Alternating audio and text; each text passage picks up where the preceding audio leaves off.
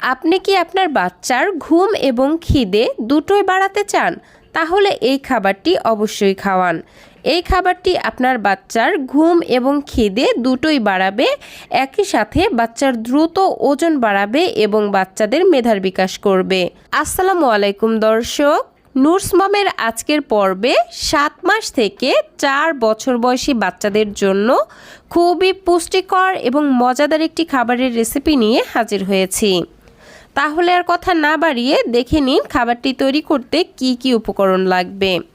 খাবারটি তৈরি করার জন্য আমি এখানে নিয়ে নিচ্ছি 2 টেবিল চামচ পরিমাণ ভাতের চাল এবং খাবারটিকে একটু মজাদার এবং ফ্লেভারফুল করার জন্য নিয়ে নিচ্ছি 2 টেবিল চামচ পরিমাণ পোলাওয়ের চাল। তবে যেসব বাচ্চাদের পেটে গ্যাস এবং কোষ্ঠকাঠিন্যর মতো সমস্যা আছে তাদের ক্ষেত্রে এখানে পোলাওয়ের চালটা বাদ দিয়ে দিবেন। যাই হোক, চালগুলোকে খুব ভালোভাবে ধুয়ে নিয়ে আমি চুলায় চলে এসেছি। চুলায় একটি পরিষ্কার প্যানের মধ্যে ধুয়ে রাখা চালগুলো দিয়ে দিলাম। একই সাথে এগুলো রান্না হবার জন্য দিয়ে দিচ্ছি পরিমাণ মতো পানি।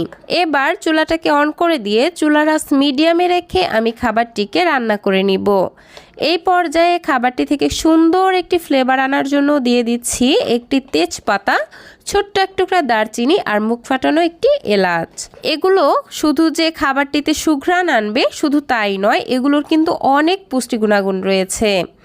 যাই হোক, খাবারটিতে আমি আরও ব্যবহার করব একটি আলু এবং মাঝারি সাইজের এতটুকু পরিমাণে গাজর। আমি আলু এবং গাজরের ওপরের স্কিন ছিলে ফেলে দিয়ে খুব ভালোভাবে ধুয়ে নিয়েছি। এবার এগুলোকে যথাসম্ভব ছোট ছোট টুকরা করে কেটে নিলাম। কেটে নিয়ে আমি এই খাবারটির মধ্যে দিয়ে দিচ্ছি। আপনারা চাইলে এই পর্যায়ে এগুলোকে গ্রেটারের সাহায্যে গ্রেট করেও নিতে পারেন। এখন হচ্ছে এই সব কিছুকে খুব ভালোভাবে রান্না করে নেবার পালা। এ পর্যায়ে আপনারা চাইলে খাবারটিকে ঢাকনা দিয়ে ঢেকেও দিতে পারেন, সেক্ষেত্রে খুবই দ্রুতই খাবারগুলো সেদ্ধ হয়ে যাবে। আমার কাছে পানিটা একটু কম মনে হয়েছে, তাই আমি আরও কিছুটা পানি যুক্ত করে এগুলোকে খুব ভালোভাবে সেদ্ধ করে নিচ্ছি। ফিরে এসেছি মোটামুটি 15 মিনিট পর, আর এতক্ষণে কিন্তু চাল এবং সবজিগুলো খুব ভালোভাবে সেদ্ধ হয়ে গেছে। এই পর্যায়ে আমি যে আস্ত গরম মশলাগুলো দিয়েছিলাম সেগুলো তুলে ফেলে দিচ্ছি। তারপর এরকম একটি ম্যাশারের সাহায্যে খাবারটিকে বাচ্চার পছন্দ অনুযায়ী ম্যাশ করে নিব। আপনারা চাইলে এই পর্যায়ে ডাল ঘুটনির সাহায্যে খাবারটিকে খুব ভালোভাবে ঘুটে নিতে পারেন। এই তো আমি ঠিক এইরকম আধ ভাঙা করে খাবারটিকে ম্যাশ করে নিয়েছি। আপনাদের বাচ্চারা যদি আরও মিহি খাবার খায় তাহলে খাবারটিকে আরও মিহি করে ম্যাশ করে নেবেন। যাই হোক, এই পর্যায়ে হচ্ছে আমি 1 বছরের ওপরের বাচ্চাদের জন্য দিয়ে দিচ্ছি এখানে সামান্য পরিমাণে জাল করা গরুর দুধ।